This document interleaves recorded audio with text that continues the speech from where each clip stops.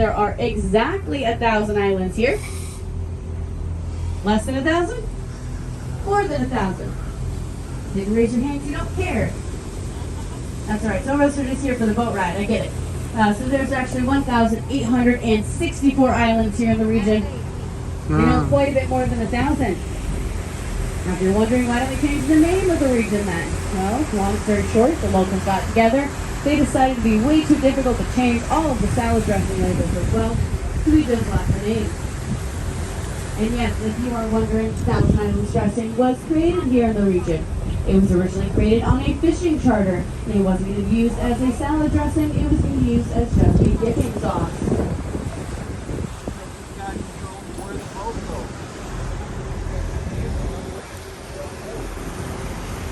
Now also coming up on our left-hand side, we have a very bright pink home, very hard to miss. One of my favorite homes here on the tour. I call it the Pepto-Bismol house. Real name is the Halfway House. Located on Hill Island as well. Now it is owned by a Canadian Football Hall of Famer, Whit Tucker. He played for the Ottawa Rough Riders.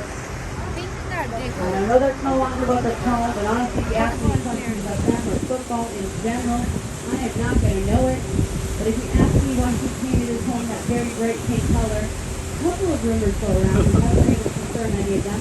The first rumor is that it matches his favorite resort in Hawaii.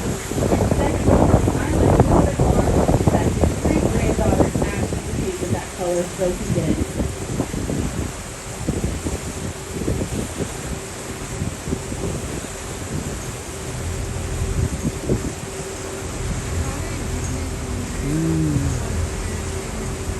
अच्छा ये pink home football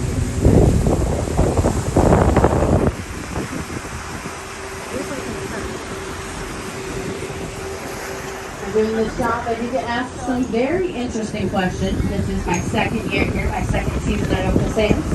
So what I'm going to do now is I'm going to go over those not so great questions that I was asked last year.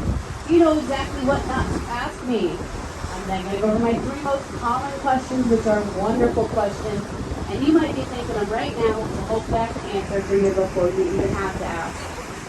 So let me start by saying last year when I started my job here, I did not believe there was a such thing as a stupid question. By the end of last season, my opinion slightly changed. So some of the questions I got asked last year, first one being, what time is your 10 o'clock tour? How long is your 1-hour tour? Is there air conditioning on the top deck? Which side is best to sit on to see the Statue of Liberty? What are those paper towel rolls hanging off the sides of the boats? That one took me all day. She meant fenders, but I had no idea what she was talking about. And lastly, at the very end of the season last year, my last week, I got asked if the fish get thirsty.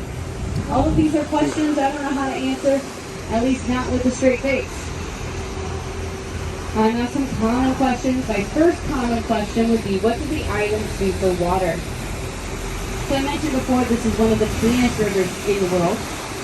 It's actually 95% pure. Your drinking water only used to be about 92, which technically you can drink directly out of the river, and yet you can have